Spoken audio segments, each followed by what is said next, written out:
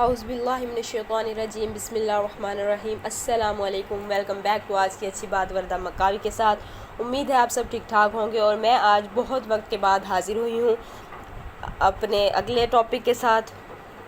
تو امید ہے آپ کو یہ ٹاپک اچھا لگے گا اور میری ویڈیوز کو لائک ضرور کیجیے، سبسکرائب کیجیے چینل کو۔ تو جی آج کے ٹاپک کی طرف بڑھتے ہیں۔ اسراء اور معراج۔ نبی صلی اللہ علیہ وآلہ وسلم کی دعوت و تبلیغ ابھی کامیابی اور ظلم و ستم کے اس درمیانی مرحلے سے گزر رہی تھی اور افق کی دور دراز پہنائیوں میں دھندلے تاروں کی جھلک دکھائی پڑنا شروع ہو چکی تھی کہ اسراء اور معراج کا واقعہ پیش آیا۔ یہ معراج کب واقع ہوئی، اس بارے میں اہل سیر کے اقوال مختلف ہیں، جو یہ ہیں: جس سال آپ صلی اللہ علیہ وآلہ وسلم کو نبوت دی گئی، اسی سال معراج بھی واقع ہوئی۔ یہ طبرہ کا قول ہے۔ نبوت کے 5 سال بعد معراج ہوئی۔ اسے امام نووی اور امام قرطبی نے راجح قرار دیا ہے۔ نبوت کے 10ویں سال 27 رجب کو ہوئی۔ اسے علامہ منصور پوری نے اختیار کیا۔ ہجرت سے 16 مہینے پہلے یعنی نبوت کے 12ویں سال ماہ رمضان میں ہوئی۔ ہجرت سے 1 سال 2 ماہ پہلے یعنی نبوت کے 13ویں سال محرم میں ہوئی۔ ہجرت سے 1 سال پہلے یعنی نبوت کے 13ویں سال ماہ ربیع الاول میں ہوئی۔ ان میں سے پہلے 3 اقوال اس لیے صحیح نہیں مانے جا سکتے کہ حضرت خدیجہ رضی اللہ تعالی عنہ کی وفات نماز پنجگانہ فرض ہونے سے پہلے ہوئی تھی، اور اس پر سب کا اتفاق ہے کہ نماز پنجگانہ کی فرضیت معراج کی رات ہوئی۔ اس کا مطلب یہ ہے کہ حضرت خدیجہ رضی اللہ تعالی عنہ کی وفات معراج سے پہلے ہوئی تھی، اور معلوم ہے کہ حضرت خدیجہ رضی اللہ تعالی عنہ کی وفات نبوت کے 10ویں سال ماہ رمضان میں ہوئی تھی، لہٰذا معراج کا زمانہ اس کے بعد کا ہوگا، اس سے پہلے کا نہیں۔ باقی رہے اخیر کے 3 اقوال، تو ان میں کسی کو کسی پر ترجیح دینے کے لیے کوئی دلیل نہ مل سکی۔ البتہ سورۃ اسراء کے سیاق سے اندازہ ہوتا ہے کہ یہ واقعہ مکی زندگی کے بالکل آخری دور کا ہے۔ ائمہ حدیث نے اس واقعے کی جو تفصیلات روایت کی ہیں، ہم آگے چل کے انہیں پڑھیں گے۔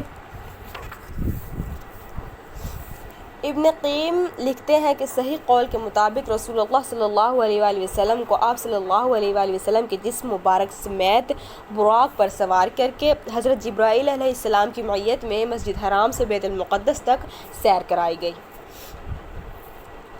پھر آپ صلی اللہ علیہ وآلہ وسلم نے وہاں نزول فرمایا اور انبیاء علیہ السلام کی امامت فرماتے ہوئے نماز پڑھائی اور براق کو مسجد کے دروازے کے حلقے سے باندھ دیا تھا۔ اس کے بعد اسی رات آپ صلی اللہ علیہ وآلہ وسلم کو بیت المقدس سے آسمان دنیا تک لے جایا گیا۔ جبرائیل علیہ السلام نے دروازہ کھلوایا، آپ صلی اللہ علیہ وآلہ وسلم کے لیے دروازہ کھولا گیا۔ آپ صلی اللہ علیہ وآلہ وسلم نے وہاں انسانوں کے باپ حضرت آدم علیہ السلام کو دیکھا اور انہیں سلام کیا۔ انہوں نے آپ صلی اللہ علیہ وآلہ وسلم کو مرحبا کہا، سلام کا جواب دیا اور آپ صلی اللہ علیہ وآلہ وسلم کی نبوت کا اقرار کیا۔ اللہ نے آپ صلی اللہ علیہ وآلہ وسلم کو ان کے دائیں جانب سعادت مندوں کی روحیں اور بائیں جانب بدبختوں کی روحیں دکھلائیں۔ پھر آپ صلی اللہ علیہ وآلہ وسلم کو دوسرے آسمان پر لے جایا گیا اور دروازہ کھلوایا گیا۔ آپ صلی اللہ علیہ وآلہ وسلم نے وہاں حضرت یحییٰ بن زکریا علیہ السلام اور حضرت عیسیٰ بن مریم علیہ السلام کو دیکھا، دونوں سے ملاقات کی اور سلام کیا۔ دونوں نے اسلام کا جواب دیا اور مبارکباد دی اور آپ صلی اللہ علیہ وآلہ وسلم کی نبوت کا اقرار کیا۔ پھر تیسرے آسمان پر لے جایا گیا۔ آپ صلی اللہ علیہ وآلہ وسلم نے وہاں حضرت یوسف علیہ السلام کو دیکھا اور سلام کیا، انہوں نے جواب دیا، مبارکباد دی اور آپ صلی اللہ علیہ وآلہ وسلم کی نبوت کا اقرار کیا۔ پھر چوتھے آسمان پر لے جایا گیا، وہاں آپ صلی اللہ علیہ وآلہ وسلم نے حضرت ادریس علیہ السلام کو دیکھا اور انہیں سلام کیا، انہوں نے جواب دیا، مرحبا کہا اور آپ صلی اللہ علیہ وآلہ وسلم کی نبوت کا اقرار کیا۔ پھر آپ صلی اللہ علیہ وآلہ وسلم پانچویں آسمان پر لے جایا گیا، وہاں آپ صلی اللہ علیہ وآلہ وسلم نے حضرت ہارون بن عمران علیہ السلام کو دیکھا اور انہیں سلام کیا، انہوں نے جواب دیا، مبارکباد دی اور اقرار نبوت کیا۔ پھر آپ صلی اللہ علیہ وآلہ وسلم کو چھٹے آسمان پر لے جایا گیا، وہاں آپ صلی اللہ علیہ وآلہ وسلم کی ملاقات حضرت موسیٰ بن عمران سے ہوئی۔ آپ صلی اللہ علیہ وآلہ وسلم نے سلام کیا، انہوں نے مرحبا کہا اور اقرار نبوت کیا۔ البتہ جب آپ صلی اللہ علیہ وآلہ وسلم وہاں سے آگے بڑھے تو وہ رونے لگے، ان سے کہا گیا، آپ کیوں رو رہے ہیں؟ انہوں نے کہا میں اس لیے رو رہا ہوں کہ ایک نوجوان جو میرے بعد مبعوث کیا گیا، اس کی امت کے لوگ میری امت کے لوگوں سے بہت زیادہ تعداد میں جنت کے اندر داخل ہوں گے۔ اس کے بعد آپ صلی اللہ علیہ وآلہ وسلم کو 7ویں آسمان پر لے جایا گیا۔ وہاں آپ صلی اللہ علیہ وآلہ وسلم کی ملاقات حضرت ابراہیم علیہ السلام سے ہوئی۔ آپ صلی اللہ علیہ وآلہ وسلم نے انہیں سلام کیا، انہوں نے جواب دیا، مبارکباد دی اور آپ صلی اللہ علیہ وآلہ وسلم کی نبوت کا اقرار کیا۔ اس کے بعد آپ صلی اللہ علیہ وآلہ وسلم کو سدرۃ المنتہا تک لے جایا گیا، پھر آپ صلی اللہ علیہ وآلہ وسلم کے لیے بیت معمور کو ظاہر کیا گیا، پھر خدائے جبار جل جلالہ کے دربار میں پہنچایا گیا اور آپ صلی اللہ علیہ وآلہ وسلم اللہ کے اتنے قریب ہوئے کہ 2 کمانوں کے برابر یا اس سے بھی کم فاصلہ رہ گیا۔ اس وقت اللہ نے اپنے بندے پر وحی فرمائی، جو کچھ کہ وحی فرمائی اور 50 وقت کی نمازیں فرض کی۔ اس کے بعد آپ صلی اللہ علیہ وآلہ وسلم واپس ہوئے، یہاں تک کہ حضرت موسیٰ علیہ السلام کے پاس سے گزرے تو انہوں نے پوچھا کہ اللہ نے آپ صلی اللہ علیہ وآلہ وسلم کو کس چیز کا حکم دیا؟ آپ صلی اللہ علیہ وآلہ وسلم نے فرمایا 50 نمازوں کا۔ انہوں نے کہا آپ صلی اللہ علیہ وآلہ وسلم کی امت اس کی طاقت نہیں رکھتی، اپنے پروردگار کے پاس واپس جائیے اور اپنی امت کے لیے تخفیف کا سوال کیجیے۔ آپ صلی اللہ علیہ وآلہ وسلم نے حضرت جبرائیل علیہ السلام کی طرف دیکھا، گویا ان سے مشورہ لے رہے ہیں۔ انہوں نے اشارہ کیا ہاں اگر آپ صلی اللہ علیہ وآلہ وسلم چاہیں۔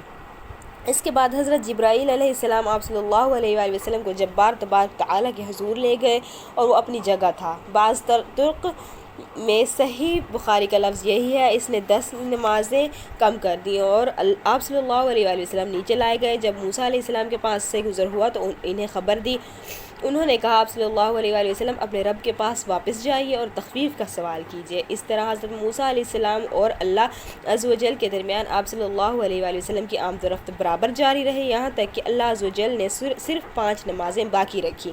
اس کے بعد بھی موسیٰ علیہ السلام نے آپ صلی اللہ علیہ وآلہ وسلم کو واپسی اور طلب تخفیف کا مشورہ دیا، مگر آپ صلی اللہ علیہ وآلہ وسلم نے فرمایا اب مجھے اپنے رب سے شرم محسوس ہو رہی ہے، میں اسی پر راضی ہوں اور سر تسلیم خم کرتا ہوں۔ پھر جب آپ صلی اللہ علیہ وآلہ وسلم مزید کچھ دور تشریف لے گئے تو ندا آئی کہ میں نے اپنا فریضہ نافذ کر دیا اور اپنے بندوں سے تخفیف کر دی۔ بہت بہت شکریہ۔ آگے کا واقعہ انشاءاللہ اگلی ویڈیو میں۔ امید ہے آپ کو ویڈیو پسند آئی ہوگی، چینل کو سبسکرائب کرنا نہ بھولیں اور ویڈیو کو ضرور لائک کیا کریں، اپنی رائے سے ضرور آگاہ کیا کریں، کمنٹ سیکشن میں بتایا کریں اگر میری کوئی غلطی، میں کہیں کسی موقع پر غلط ہوتی ہوں یا کچھ غلط پڑھ دیتی ہوں یا کچھ غلط بول دیتی ہوں تو ضرور مجھے آگاہ کیا کریں تاکہ میں آئندہ اپنی زندگی میں ایسی کوئی غلطی نہ کر سکوں۔ بہت شکریہ۔